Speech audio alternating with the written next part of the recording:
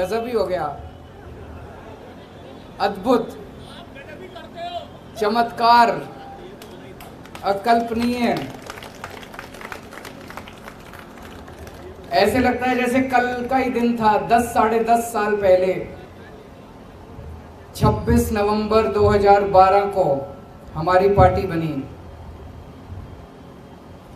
तब तो किसी ने सोचा भी नहीं था कि एक एमएलए भी बन पाएगा। ये भी उम्मीद नहीं थी कि एक एमएलए बनेगा।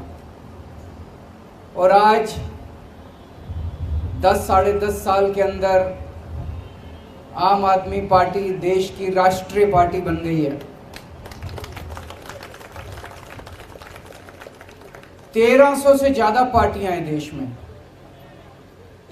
पूरे देश में 1300 से ज्यादा पार्टियां, और उनमें केवल 6 पार्टियां राष्ट्रीय पार्टियां हैं, और उन 6 में से केवल 3 पार्टियां हैं जिनकी एक या एक से ज्यादा राज्यों के अंदर सरकारें हैं।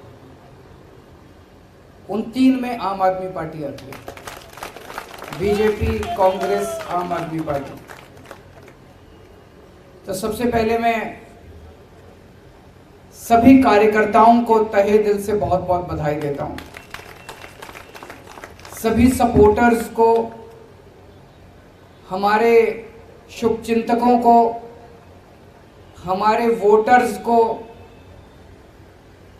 और सबसे ज्यादा हमारे क्रिटिक्स को, जो हमें बताते रहते हैं समय समय पे कि हम क्या गलतियां कर रहे हैं। उन सभी लोगों को मैं तहे दिल से बहुत बहुत बधाई देता हूं, शुक्रिया अदा करता हूं।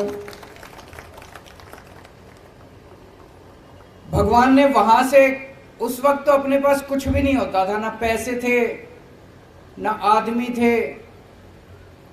पैसे आज भी नहीं है, आदमी बहुत हैं, आज लोग बहुत हैं, लेकिन ऊपर वाला साथ है। आज सवेरे मैं यही सोच रहा था कि कहां से कहां आ गए, तो इसका मतलब ऊपर वाला कुछ कराना चाह रहा है हमसे, है कि नहीं है? हम तो निमित्त मात्र हैं, हमारी तो औकात ही कुछ नहीं थी। भगवान ने वहां जीरो से यहां पहुंचा दिया। इसका मतलब ऊपर वाले के दिमाग में कुछ तो चल रहा है।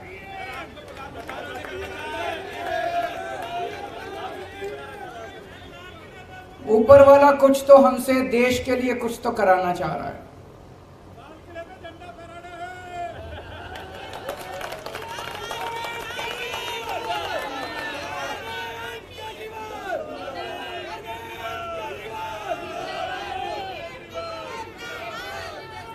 आज इस खुशी के मौके पे मनीष जी की और जैन साहब की बड़ी याद आ रही है। वो भी अगर होते तो हमारी खुशी में और 4 चांद लग जाते। वो संघर्ष कर रहे हैं देश के लिए, हम सब के लिए। इस वक्त देश की सारी राष्ट्र विरोधी ताकतें, जो इस देश का भला नहीं चाहती, जो इस देश की तरक्की नहीं चाहती, वो सारी ताकतें मिलके आम आदमी पार्टी का विरोध कर रही है। मनीष सिसोदिया क्या क्या कसूर है? कल मैं एक उद्घाटन करने गया था ईस्ट विनोद नगर में, एक स्कूल में। सरकारी स्कूल है, सरकारी स्कूल है, और उसमें फ्रेंच पढ़ाई जाती है, जर्मन पढ़ाई जाती है, स्पेनिश पढ़ाई जाती है, जापानीज पढ़ाई जाती है। मेरी पढ़ाई हिसार के सबसे बड़े प्राइवेट स्कूल में हुई थी। हमारे स्कूल में भी ये सारी चीजें नहीं पढ़ाई जाती थी, बड़े बड़े प्राइवेट स्कूलों में नहीं पढ़ाई जाती। आज दिल्ली के सरकारी स्कूलों के अंदर वो शिक्षा दी जाती है। तो मनीष सिसोदिया का कसूर था कि उसने गरीबों के बच्चों को सपने देखने सिखाए, कि सपने देखो, बड़े बड़े सपने देखो, उनको पूरा करने का जज्बा रखो। यह कसूर था मनीष सिसोदिया का। 75 साल से गरीब का बेटा गरीब रह जाता था क्योंकि अच्छी शिक्षा नहीं मिलती थी। उनको उसने सपने दिए, उनके सपनों को उसने पर दिए, और ये सारी राष्ट्र विरोधी ताकतों ने मिलकर मनीष सिसोदिया को जेल के अंदर डाल दिया। जैन साहब का क्या कसूर था? उनका कसूर था कि अगर इस देश के अंदर कोई भी पैदा हो उसको अच्छा इलाज मिलना चाहिए, चाहे गरीब हो चाहे अमीर हो। गरीब आदमी हो तो इसका मतलब यह नहीं कि वो रुलेगा, वो कॉरिडोर में पड़ा रहेगा, उसको दवाई नहीं मिलेगी, उसको इलाज नहीं होगा। अच्छा इलाज कराएंगे, सबका अच्छा इलाज कराएंगे, सरकार कराएगी इलाज अच्छा। ये कसूर था सत्येंद्र जैन का। उसने एक सपना देखा था देश के लिए। सारी राष्ट्र विरोधी ताकतों ने मिलकर उसको बेचारे को जेल के अंदर डाल दिया। लेकिन बेचारा नहीं है, वो भगत सिंह का चेला है।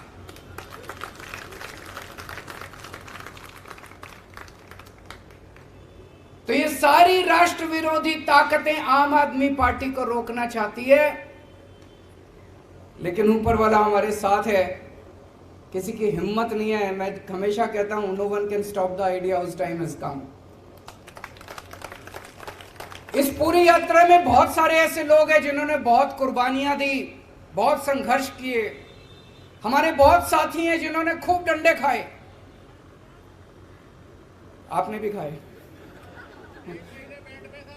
अच्छा, 1 महीने बेड पे थे, फ्रैक्चर हो गया था। बहुत डंडे खाए, जेल गए, बहुत लोग जेल गए। हमारी संतोष कोहली शहीद हो गई। हमारे साथ मीरा सान्याल जी होती थी।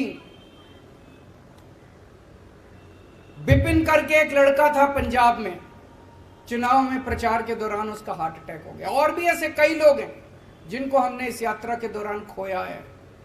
आज इस मौके पे हम उन सबको याद करते हैं और भगवान से प्रार्थना करते हैं कि उन सबको शांति दे, उनकी आत्मा को शांति दे, अपने श्री चरणों में उनको स्थान दे।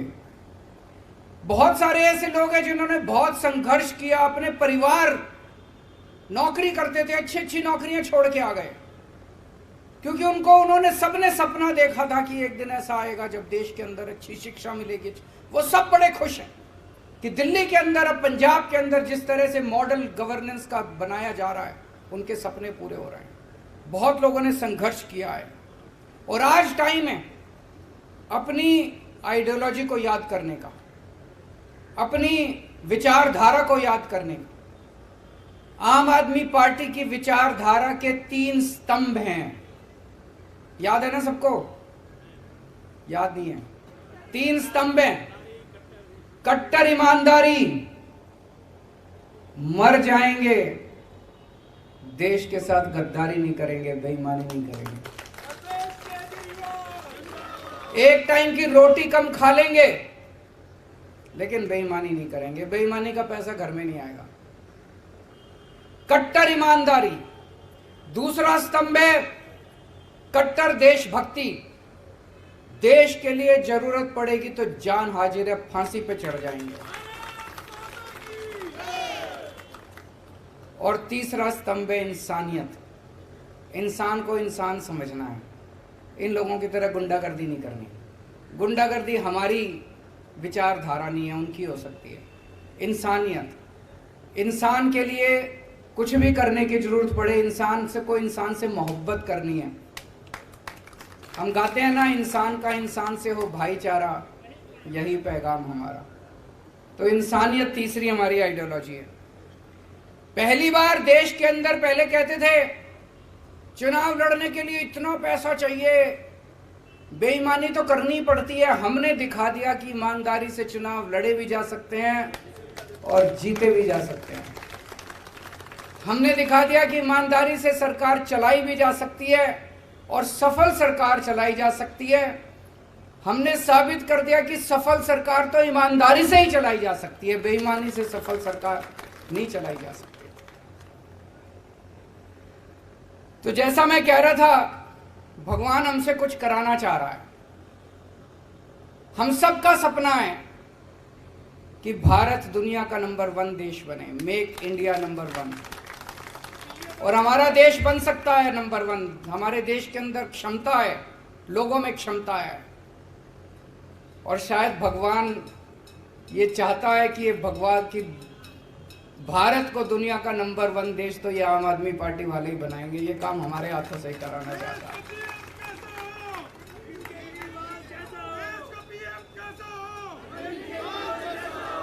देश की राजनीति के अंदर राजनीति को एक नई दिशा दी है। अभी तक जब भी ये लोग चुनाव में आते थे, केवल और केवल गुंडागर्दी, गाली गलौज, उसने उसको गाली दे दी, उसने इसको गाली दे दी, उसने उसको कुछ कह दिया, उसने इसको कुछ कह दिया। टीवी वाले आते थे, जी उन्होंने आपके बारे में ये बोला, आपको क्या कहना है? अरे बोलने दे, क्या हमको क्या लेना देना किसी ने क्या कहा हमारे बारे में। बस यही चलती थी राजनीति। इसने ये बोला जी आपके बारे में, आपको क्या कहना है? उसने ये बोला जी आपके बारे में, आपको क्या कहना है? जाति के नाम पे, धर्म के नाम पे पहली बार इन सबको, सबसे बड़े नेता को एक फर्जी क्लास में ले जाके बिठा दिया हम लोगों ने।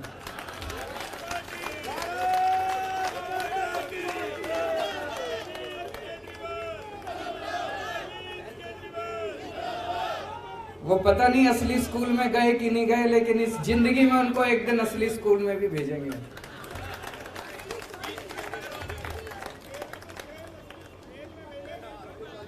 पहली बार देश की राजनीति में स्कूलों की बात होने लगी है।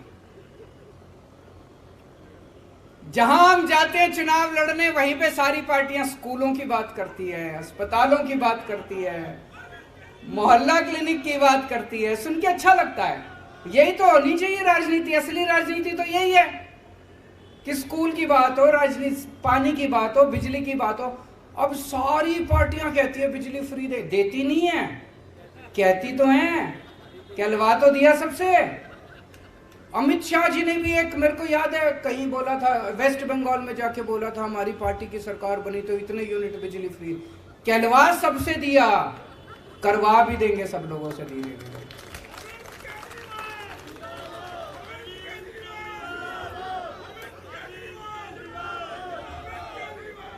एक बारी और सब लोगों को याद दिला दूं, कई बार बोल चुका हूं, हम लोग आम आदमी पार्टी में मरने मिटने के लिए, देश के लिए आए हैं।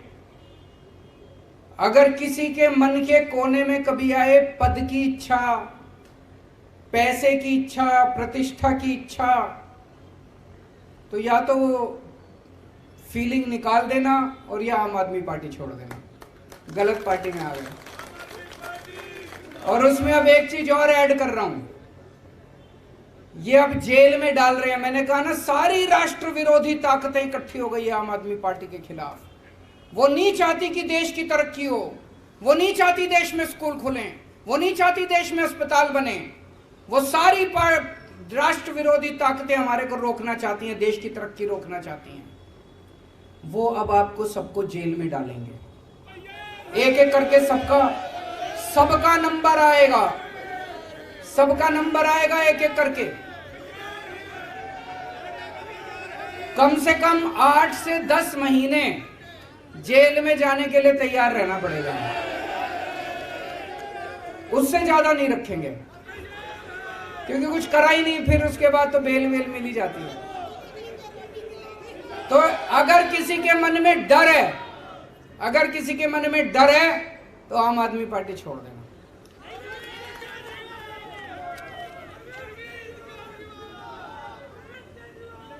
जैसा मैंने कहा, आज 2 किस्म की राजनीति देश के अंदर चल रही है।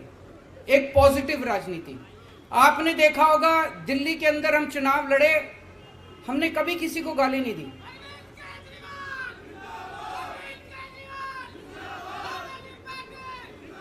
हमने कभी किसी को गाली नहीं दी।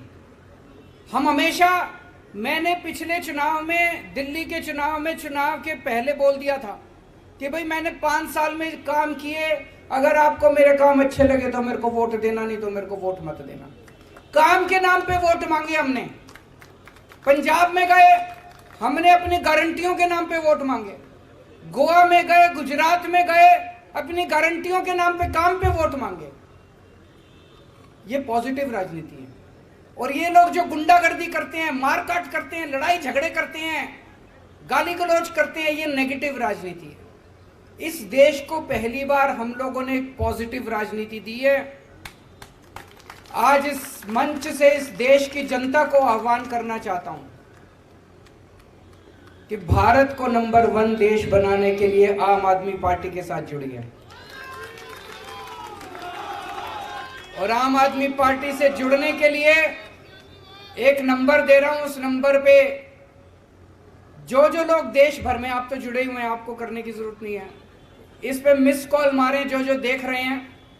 9871010101 9871010101 इस नंबर पे मिस्ड कॉल मारें आम आदमी पार्टी से जुड़ने के लिए।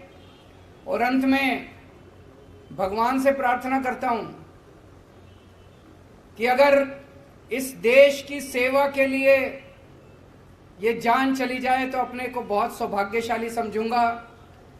इस शरीर का कतरा कतरा, मेरे शरीर के खून का कतरा कतरा इस देश के लिए अगर शहीद हो जाए तो अपने आप को बहुत सौभाग्यशाली समझूंगा।